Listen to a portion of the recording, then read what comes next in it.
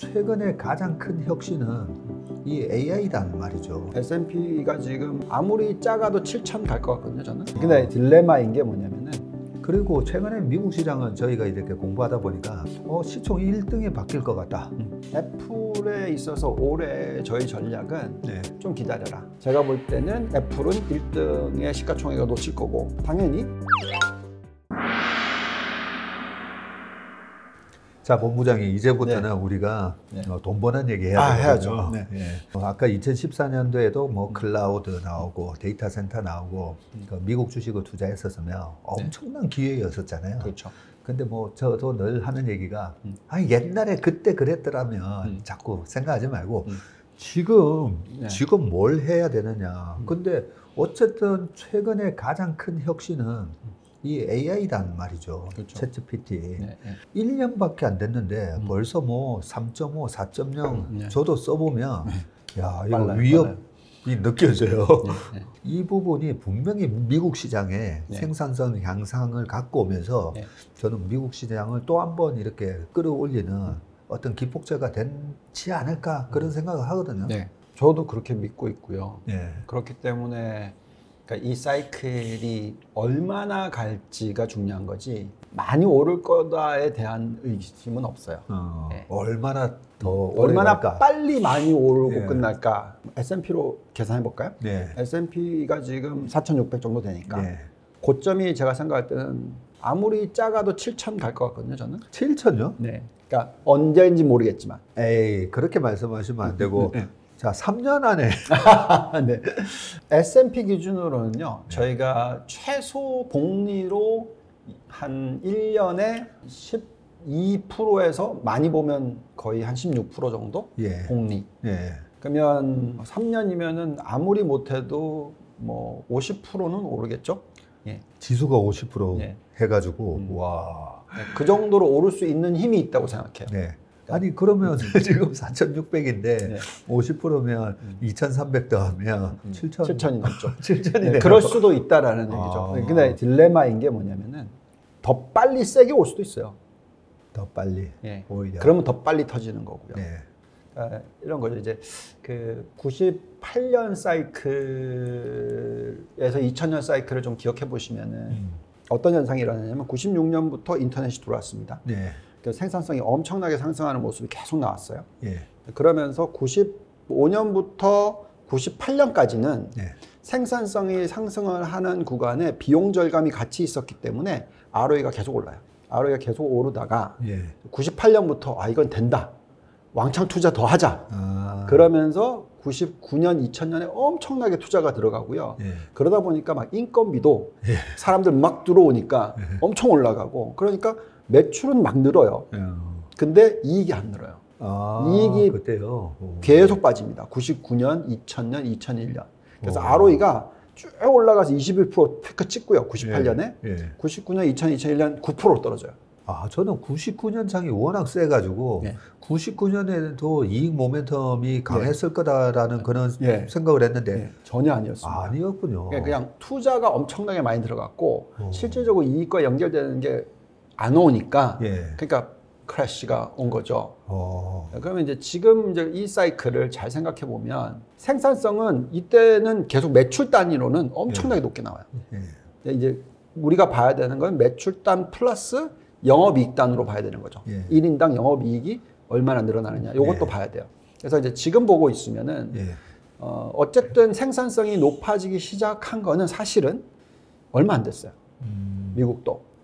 굉장히 많이 가속화되기 시작한 게 왜냐하면 코로나 때문에 확 올라갔다가 확 꺾였다가 이제 다시 올라가기 시작한 거거든요. 그래서 그 AI가 생산성을 높여주고 있는 현상이 확인된 거는 가장 최근이 언제냐면 2, 4분기 시점입니다. 그리고 3, 4분기에 계속 지속되고 있고 이게 이제 얼마나 가느냐고요. 그래서 이제 만약에 이제 96년, 7년, 8년 이런 숫자면 계속 이렇게 가는 거고요. 그러다가 이제 영업이익이 안 쫓아간다. 이게 문제잖아요. 근데 지금 보면 엔비디아가 하는 얘기는 너네가 이걸 쓰면 돈을 세이빙하는 거다라고 얘기를 하거든요. 그래서 실질적으로 실적이 뒷받침되는 모습이 지금은 나오고 있단 말이죠. 근데 이제 너도 나도 이걸 안 쓰면 안 되겠다고 해서 썼는데 예. 효과가 없다. 이러면 이제 문제가 되잖아요. 예. 그게 언제 올지 잘 모르니까 저는 이제 그걸 봐야 되는데 지금은 이제 다양스러운 건 뭐냐면은 요번에 생산성 지표를 보시면은 네. 매출 늘어난 것도 있지만 1인당 비용이 줄었어요. 예, 비용이 줄더라고요, 이번에. 예. 그게 중요한 거죠. 그러니까 그게 뭐냐면 AI의 효과를 계산을 하시면은 전체 파이 중에서 상당 부분이 비용 절감이에요. 그래서 엄청난 투자가 많이 들어가지도 않고 선택과 집중이 굉장히 지금 많이 들어가고 있는 상황이거든요. 네. 근데 어느 순간에 AI가 모든 산업에 다 쓰일 거다. 이러면 이제 그냥 다 투자가 되는 거죠. 모든 제조기업들, 모든 기업들이 다 이 AI를 하려고 하니까. 그러면 이제 그때는 실적과 연결이 될지 안 될지가 좀 의구심이 생기겠죠. 네. 그래서 제가 생각하는 거는 그게 이제 3년이 걸릴지, 옛날처럼 그렇게 길게 걸릴지, 아니면 훨씬 짧게 1년 만에 그렇게 될지. 네. 그거를 기업들마다 봐야 되는 거죠. 야, 그때 98년도에 러시아 디폴트가 있었었잖아요. 그 러시아 디폴트가 98년 8월 달에 있으면서 시장이 나스닥이 1400에서 1100까지 한번 확 밀렸다가 그 1100에서 1년 반 만에 5100을 갔었으니까 엄청난 그 상승이 있었었는데 지금 말씀하시는 거 듣고 야 99년도에는 사실 앨런 그린스펀이 금리도 그때는 올리고 있었잖아요. 네. 올리고 있었음에도 불구하고 98년 이제 러시아 디폴트 때 한번 낮췄다가 99년에는 뭐 올리는데도 주가가 계속 올라가서 저는 강력한 이익 모멘텀이었나 했더니 그게 아니고 사실 그때 보면 뭐 아마존닷컴부터 해가지고 이익 하나도 안 나는 회사였었어요. 네, 그런 시기였었는데 그런 거품이 만들어지고 나서 닷컴 버블이 깨지면서 불과 3년 만에 2002년도에 다시 나스닥이 1100 오더라고요. 그 이익 없이 올라간 거 고스란히 다 토해내는 그런 모습이었는데 우리는 그런 거를 겪어봤었기 때문에 이 시장이 이 AI에 대해서 얼마나 이 거품을 만들어낼지 뭐 그것도 사실 모르는 거고 그죠? 그거를 이제 보려면은 그러니까 저희가 이제 그래서 중요한 건데 만약에 설비 투자 우리가 흔히 이제 고정자산 투자 증가율이 그러니까 중국이 지금 문제가 되고 있는 부분이 옛날에 항상 고정자산 투자 증가율이 너무 높았잖아요. 높았죠. 그러니까 그게 다 생산성의 향상과는 거리가 먼 얘기죠. 지금 보면은 당연히 올라가고 있어요. 근데 이제 매출 대비해서 캐펙스, 뭐 그러니까 고정자산 투자 이런 쪽이 올라가긴 올라가는데 상당히 천천히 올라가요. 그래서 생산성이 높아지는 게 의미가 있다라는 얘기죠. 근데 만약에 이게 갑자기 막 확 올라간다. 똑같습니다. 98년부터 2000년대 보시면은 아까 예대율 얘기했잖아요. 예대율이 94%에서 100%로 한 해에 올라가요. 99년에. 99년에요? 와. 그러니까 이게 생산성 향상과는 거리가 멀고 인건비 엄청 들어가고 투자 엄청 들어가고 대출 엄청나게 일으키고 그냥 모든 사람들이 2000년 준비해야 된다. 밀레니엄 준비해야 돼. 뭐 그러면서 막 엄청나게 투자가 들어갔던 해거든요. 그것도 돈 빌려가지고 대출해가지고. 그러니까 터지는 거죠. 이제 지금 그런 현상이 나오고 있느냐를 우리는 항상 체크업을 하는데 아니에요. 그거는 전혀 아니고. 아닌데. 전혀 아니죠. 그러니까 제가 볼 때는 오히려 96년, 7년, 8년 요거를 쫓아갈 확률이 더 높다. 그리고 요 사이에 중국이 터질 가능성은 그게 더 딜레이가 돼서 2028년에 그런 일이 터질까? 아니면 30년에 터질까? 저는 30년까지는 무조건 터질 것 같다. 무조건 터질 것 같다. 요렇게 계산하고 그 안에 얼마나 빨리 들어오고 얼마나 세게 들어오고 얼마나 과잉으로 올라가고를 계속 보는 거죠. 이때 상당히 많이 벌어 두셔야지 이제 큰 위기가 터졌을 때 마음 편하게 나와 계실 수 있는 거죠.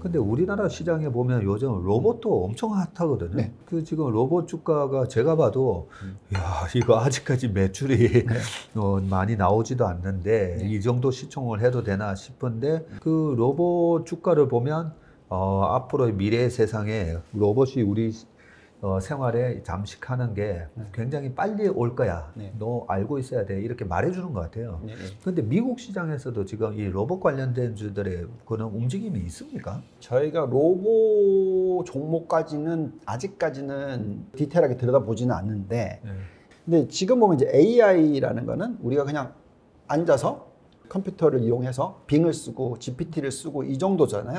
근데 그건 아직까지는 모바일이 아니죠. 근데 모바일 디바이스가 빨리 나올 것 같죠? 내년에 나온다는 그쵸. 얘기가 있습니다. 지금 뭐 애플이 얘기하는 거는 비전 프로는 내년 초에 나오고 내년 연말이 되면 우리나라에도 나올 거고. 근데 그게 나오게 되면 이제 모바일로 가는 거고요. 근데 이제 이거는 어떻게 보면은 지식 집약형의 생산성 향상이죠. 근데 이제 이거를 공장에서 집어넣고 공장에 로봇이 하게 하고 이게 들어오면 이건 엄청난 게 또 올라가는 거죠. 그건 이제 노동성에 있어서의 생산성이 엄청나게 또 올라가는 거잖아요. 그러니까 그게 다 압축돼서 들어온다면은 잘 모르는 거죠. 그래서 아직까지는 로봇을 투자를 해야 되는데 그러면 저는 어떻게 생각하냐면 그냥 테슬라 투자해. 테슬라도 로봇 하니까. 그래서 어차피 뭐 전기차 있고 자동화 이미 시작했고 여기에 이제 AI 같이 하니까. 그래서 그리고 이런 산업들은 엄청나게 돈이 많이 들어가잖아요. 데이터가 많아야 되고 또 데이터를 어큐뮬레이트 해서 저장해야 되고 뭐 하는 부분 다 있으니까 그럼 돈이 있는 애들이 할 수 있는 거잖아요. 그래서 더더욱이 쫓아가기 어렵고. 너무 이 빅테크가 하는 게 너무 매력적이고 그 돈이 돈을 번다고 그죠? 계속 투자를 할 수가 있고 그런 부분이 저희도 뭐 사실 똑같은 생각인데 그 로봇 관련돼서 조금만 더 말씀드리면 실제 우리가 이번에 2차 전지가 올해 상반기 시장에 굉장히 뜨거웠었지만 결국 그 2차 전지의 모멘텀은 테슬라가 만들어낸 거였었잖아요. 그래서 미국 시장을 보면 이번 혁신의 대장주가 보이고 그 대장의 밸류 체인을 딱 보면 우리나라 기업에 뭘 투자해야 될지 딱 보이거든요. 근데 로봇을 봤더니 지난번에 앨런 머스크가 그 로봇 옵티머스 막 움직이면 왔는데 조금 실망스럽죠. 아니 뭐야 저거 80년대 로봇 아니야? 이런 게 걸어 나왔으니까 그런 걸 보면 아직까지 저도 미국 시장을 쳐다보면 우리 시장은 되게 핫한데 미국 시장은 아직 로봇에 대해서 왜 이렇게 좀 뜨뜻미지근하지? 사실 이런 느낌을 받아서 혹시 제가 모르는 아니야 박전무 지금 로봇 미국 시장에서도 엄청 핫해 저는 그런 게 있었나? 그런 것 같지는 않습니다 아직까지는. 그리고 오히려 저는 계속 얘기를 하지만 빅테크가 해낼 거라고 생각해요. 빅테크가요? 로봇 산업도. 로봇 산업도. 아니면 심지어는 바이오 산업까지도. 보시면 엔비디아가 하고 있는 걸 보면은요. 엔비디아는 어쨌든 지금 하드웨어 쪽을 하지만 투자를 하는 거 보시면 지금 얼마 전에 그 올라온 거 있죠. 연필 돌리기 하는 거. 못 봤습니다. 그게 엔비디아 그 사이트 들어가시면은 나와요. 벌써 이쪽에 투자를 시작한 거고요. 야, 그래요? 그리고 또 있습니다. 엄청나게 바이오 산업 투자 많이 해요, 지금. 이 놀라운 변화가 생긴다는 게 로봇이라는 것도 그렇고 그다음에 생명공학도 마찬가지고 이게 이제 엄청난 그 경우의 수를 빨리 할수록 계산을 할수록 짧아지잖아요. 그러니까요. 그게 AGI의 개념도 그런 거잖아요. 그래서 그거를 알고 있기 때문에 거기에 대한 지금 투자가 막 들어가는 거죠. 그래서 제가 느끼는 건 뭐냐면 옛날에는 인터넷이라는 건 없던 게 생겼어요. 그래서 이제 그거를 어떻게 상용화 시키느냐에 대한 부분에 있어서는 해가면서 배워온 거고 이제 이 AI를 이용해서 상용화를 시키고 수익 구조로 만드는 거에 있어서는 훨씬 더 세련되게 할 거라는 느낌인 거죠. 그래서 근데 그걸 할 수 있는 거는 돈이 많은 애들이 한다는 거예요. 그래서 저는 엔비디아, 테슬라 뭐 이런 기업들, 빅테크 이 기업들의 비중을 너무 줄이는 거는 안 된다. 아직 이제 이 AI가 끝물이 아니잖아요. 이제 뭐 한 초입에서 조금 더 지나간 정도. 그리고 속도가 빠르다 하더라도. 그래서 저희는 이제 그런 부분을 보는 거고요. 말씀하셨듯이 엔비디아를 오늘 아침에도 저희 회의할 때 455불 이러고 있으니까 500불 갔다가 이제 한 10% 밀렸잖아요. 그렇죠. 그런데 500불이라는 숫자는 지난 21년도 고점이 320불, 50불 이러다가 130불 찍었다가 이번에 500을 왔기 때문에 그래프 보면 막 8, 90거든요. 그래서 500불 갔다가 450 되니까 여전히 좀 부담스러운데 PER을 봤더니 23.6배인 거예요.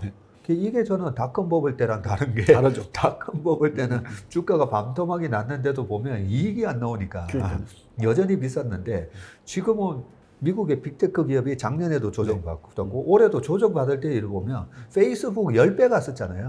그 이런 회사를 PER 10배에 살 수 있게 해준다고 우리는 페드한테 감사해야 된다. 뭐 그런 얘기를 많이 했었는데요. 그래서 지금 엔비디아만 보더라도 앞으로 향후 성장성을 보면 그 바이오에도 바이오가 전부 다 말씀하신 대로 이 트라이얼 에러로 계속 이 경우의 수를 좁혀가는 건데 이 GPU가 그런 부분을 획기적으로 개선시켜 버리니까 그런 걸 생각하면 야 이거 PER이 한 40배만 더 돼도 좀 팔 건데 23배니까 못 팔겠는 거예요. 그런 이제 대표적인 그 인프라를 까는 기업들 이제 여기서 이제 결국은 이 데이터 연산을 해야 되니까 관련된 기업들이 상당히 많아요. 그런 회사의 기업들이 여태까지 적자이다가 3, 4분기 딱 숫자 보시면 확 플러스로 돌아서요. 그럼 이게 이제 시작이거든요. 그래서 아직은 뭐 거품을 논할 시기도 아니고 그렇다 보니까 지금 이번에 이제 대형 기술주나 뭐 이런 나스닥 100이 확 올랐다가 지금 최근에 이제 좀 조정을 받고 있는데 이걸 이제 저는 기회라고 생각하는 거죠. 대신에 워낙 우리는 빅테크나 이런 종목들 많이 들고 있으니까 우리가 흔히 얘기하는 이제 10배 틸 종목들은 지금 그 애플리케이션을 만들어서 모든 사람들이 다 쓰게끔 할 기업들이라는 거고 지금 이 데이터에 대한 개념을 이해하는 데 시간을 좀 많이 쓰고 있어요. 그러니까 데이터라는 것이 무엇이냐 이걸 어떻게 이해하고 어떻게 애플리케이션을 연결시키고 그리고 그 데이터를 꼭 써야 되게끔 만드는 게 뭐냐 그런 기업들을 골라내는 거에 이제 초점을 좀 맞추고 있는데 애플이 그랬듯이 모든 전 세계 기업들이 그런 데이터를 이용하는 거를 쓸 거다. 그게 이제 GPT인 거고, 마이크로소프트인 거고. 그래서 자꾸 이제 그런 쪽으로 관심을 가질 수밖에 없어요. 근데 그게 대형 기술주가 아닌 다른 기업을 발견한다면 저희는 여기에 10%는 투자할 마음이 있는 거죠. 그런 거를 찾고 싶은 거죠. 저희가 보시면 그걸 하고 있는데 참 어렵긴 합니다. 그리고 최근에 미국 시장은 저희가 이렇게 공부하다 보니까 제가 한 2달 된 것 같은데요. 시총 1등이 바뀔 것 같다. 저는 이런 얘기를 과감하게 하거든요. 저도 했는데. 똑같은 생각이세요? 시총 1등이? 마이크로소프트로. 언제쯤 바뀔 거라 생각하세요? 글쎄요. 내년에는 바뀌지 않을까요? 빨리 바뀔 수도 있죠. 좀 더 빨리 더. 그래서 그런 게 우리가 과거 미국 시장의 시총 1등의 변화가 어떻게 이루어졌었는지 뭐 닷컴 버블 때는 또 닷컴 관련된 시스코였었나요? 그때? 맞습니다. 시스코입니다. 하고 마이크로소프트도 잠시 1등이 됐었고 그 12년부터 그런 스마트폰 혁명에 애플이 1등으로 올라서는 이런 부분 보면 미국 주식 시장은 되게 냉정하잖아요. 기계적으로 움직이니까 챗GPT를 마이크로소프트가 했고 어마어마한 지금 이 혁신을 만들어내고 있는데 마이크로소프트가 시총 1등 가는 건 당연한 거 아닌가. 애플에 있어서 올해 저희 전략은 좀 기다려라. 우리가 이제 성장이라는 게 매출 증가율이 있고 이익 증가율이 있는데 애플은 더 이상 매출 증가율에서 이익을 늘리는 게 아니라 단가로서 이익을 늘리는 모습을 자꾸 보여줬다. 그래서 이제 뭐 기기를 좀 업그레이드 한다든지 비싸게 더 파는다든지. 근데 이제 전체적으로 이제 이미 기기가 다 깔렸다 이거죠. 그러면 이제 여기서 이제 벌어들일 게 한정적이다라는 거고. 그러면 킬러 디바이스가 나와야 되는데. 그게 이제 저는 비전 프로라고 생각을 하는데 문제는 그 비전 프로가 얼마나 팔리겠냐 이거죠. 지금 당장은 너무 비싸요. 너무 비싸고 500만 원 정도 하던데. 게다가 너무 무거워요. 그리고 다 들고 다니는 게 될지 안 될지 잘 모르는 거죠. 근데 이제 메타 플랫폼은 메타는 옛날 페이스북 메타는 레이븐 그 이제 안경에 AI를 만들었죠. 네. 이게 간편해요. 네. 근데 이게 지금 기능은 한정적이죠. 네. 그래서 이제 들고 다니기 편한 걸로 가느냐 아니면 복잡한데 모든 걸 다 할 수 있게끔 만드느냐. 여기에 뭔가 중간이 있겠죠. 모르겠어요. 그게 누가 얘기할지는 모르겠는데 근데 그 와중에 제가 볼 때는 애플은 1등의 시가총액을 놓칠 거고 네. 당연히 마이크로소프트가 제 생각에는 시가총액 1등을 먼저 할 거고 네. 그리고 나서 이제 또 좀 시간이 지났었을 때 애플이 뭔가를 보여주기 시작한다. 네. 네, 그럼 이제 또 뭐 옮겨 타면 되니까. 그러니까요. 그래서 저도 뭐 애플을 워낙 또 좋아하기도 했지만 비전 프로 제가 이 VR 관련해 가지고요. 네. 그 메타에서 내놨던 그 VR 기계를 네. 저희가 또 사서 해봤거든요. 그렇죠. 여전히 3분을 못 넘기겠더라고요.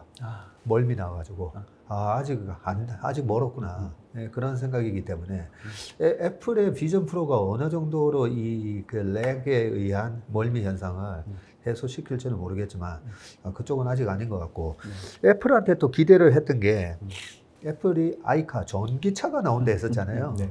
그래서 전기차가 나오면 저는 테슬라한테 굉장한 위협이 된다 생각했거든요. 네네. 이 애플 생태계가 있으니까. 그런데 최근에 이제 전기차 시장 또 안 좋아지고 있잖아요. 네. 치킨 게임에 들어간.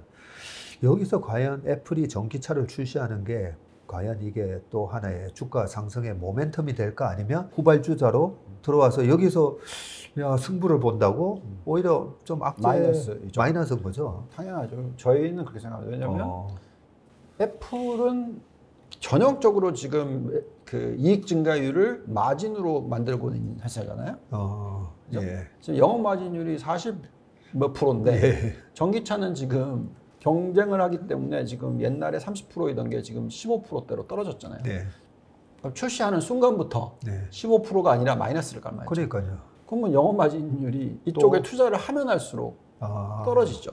그러네요. 그러면은 매출 증가율은 일어날 수 있으나 똑같은 그 98년에서 2000년에 경험했던 걸 경험할 수도 있죠. 네.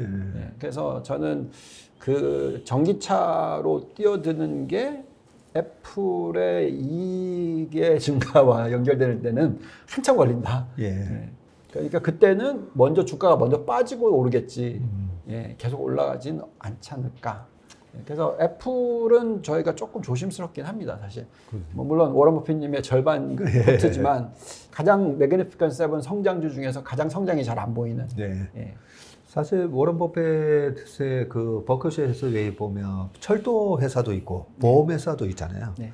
그래서 워런 버핏은 애플을 팔지는 않을 것 같아요. 왜냐면 뭐 철도가 성장 산업 아닌데도 따박따박 캐시가 들어오니까 보험회사도 마찬가지고 그런 차원에서는 애플을 들고 가지 않을까 하는 생각인데요. 그런데 이제 테슬라에 대한 부분인데 테슬라가 이번에 300불 갔을 때 PER이 너무 높은 거예요. 지금도 PER이 그 한 60 나오지 않습니까? 왜냐하면 이익이 줄어들면서. 근데 테슬라는 참 보면 공부를 하면 못 팔아요. 못 팔아요. 이게 문제. 공부를 안 하고 오히려 이래 좀 차트랑 PER이랑 이런 것만 보면 이래 매매도 되고 사실 저희가 좀 이번에 300불 근처에서 딱 떨어질 때는 조금 줄이기도 했었거든요. 앨런 머스크의 스타링크를 보면요. 야, 지금은 5G, 그 다음에 6G 이러지만 나중에 9G, 10G 이런 거는 없어질 수도 있겠다. 앨런 머스크가 참 대단하다. 아마존도 막 하려다가 최근에 다시 뭐 이 스타링크를 통해서 그걸 하겠다라고 얘기할 정도인데 지금 3,000개 이상의 저궤도 위성을 띄워놓은 거 보면 저는 그 다음 또 혁신을 앨런 머스크가 또 이미 구체화 시켜놨어요. 그러니까 지금 정확하게 이게 큰 그림이랑 똑같이 연결되는 겁니다. 간단하게 얘기하면 아까 저희가 그 전에 얘기했을 때 중국이 미국 쫓아가려고 하는데 그러면서 엄청나게 케이블 많이 깔았거든요. 그 코스트를 정말 많이 깔았잖아요. 그래서 5G 넘어가고 5G를 제일 잘하는 우리나라보다 더 빨리 한다 막 이렇게 얘기했었잖아요. 그러니까요. 스타링크 딱 나오는 순간에 이게 사실 웨이스트잖아요. 그러네요. 그러니까 이런 게 지금 미국이 그렇기 때문에 제가 볼 때는 중국이 안 된다는 얘기를 하는 거고 그거에 가장 선두주자에 있는 회사가 테슬라인 거죠. 테슬라니까. 예. 그래서 저도 마찬가지로 말씀하신 대로 제가 많이 들고 갈 때는 막 거의 16%? 네. 18% 비중. 예, 지금 좀 줄였는데 그래도 10%는 들고 가고 싶어요. 이 종목은. 그 정도로 말씀하신 대로 혁신의 아이콘 맞다. 그럼 좀 프리미엄 주자. 네, 알겠습니다. 그러면 이 테슬라가 장기적으로 보면 저도 볼매인데 내년에 이 대선을 전후로 미국 시장에 엔비디아가 됐든 테슬라가 됐든 이런 좋은 기업을 한번 이렇게 싸게 살 기회를 물론 지금부터 내년 뭐 상반기까지는 아마 장을 좋게 보고 계실 거고 그 대선 전을 봤을 때 저는 한국 시장은 좀 팔아야 된다 생각하거든요. 팔았다가 미국 대선 결과 거의 대선하는 날 다시 다 채워야 되지 않나는 생각인데 미국 주식은 어떻게 영향을 좀 받습니까? 어떻습니까? 받기는 받는데 그러니까 우리가 이제 미국 주식을 생각할 때는 저희는 이제 엄청난 큰 하락장이 올 거라고 예측을 안 하는 한 팔았다가 다시 사는 건 안 된다. 왜냐하면 세금이 바로 들어가기 때문에. 그렇네요. 예, 그렇잖아요. 그러니까 22%인가요? 그렇죠. 그러면 무슨 얘기냐면은 이제 팔았어요. 내년 상반기에 팔았습니다. 근데 세금 내야 될 걸 생각해야 될 거 아니에요. 22% 내야 되죠. 그럼 주가가 22% 빠져줘야지 똑같은 물량을 다시 실을 수 있어요. 그러네. 22%를 빠져줘야 되네요. 그렇잖아요. 그래서 이제 저희 계산은 이런 거죠. 지금 대충 보면은 내년 4월 달까지, 그러니까 평균적으로 계산하면, 그 12월 달, 1, 2, 3, 4월 달이 그냥 대선 전해, 전전해, 이렇게 계산하시면은 요 5개월 동안에 평균 지난 70년 동안에 얼마나 올랐냐면 거의 한 12% 올라요. 많이 오르죠. 그러면 이제 이미 벌써 그 4,800 고점을 뚫겠죠. 지금 4,500이니까 12% 올라가면 당연히 뚫는 거죠. 5,000 가는 거죠. 근데 그때 되면은 조정은 좀 있을 수 있습니다. 근데 중요한 거는 그 조정이 20%는 아닐 거라는 거죠. 뭐 10% 얼마든지 올 수 있어요. 그래서 5월부터 시작해서 5월, 11월까지 뭐 한 많이 보면 10몇 프로, 작게 보면은 뭐 5, 6% 이 정도의 조정 구간이 있을 수 있죠. 그래서 이때는 추가 납입을 안 하는 게 맞는 거고 저희는 어떻게 생각하냐면 지금은 투자를 하셔야 되고 될 수 있으면 빨리 하셔야 되고 그리고 이제 5월 달 되면은 투자를 늘리시지는 마시고 그냥 있고 그러다가 이제 다시 11월 달 되면 현금 소진을 또 더 하시고 이런 식으로 그런 전략인데 그 과정 아래에서 만약에 미국 증시가 20% 빠진다고 칩시다. 20%까지는 아니더라도 한 15% 빠진다고 치면 한국은 20% 빠지겠죠. 25% 빠지겠죠. 더 빠지죠.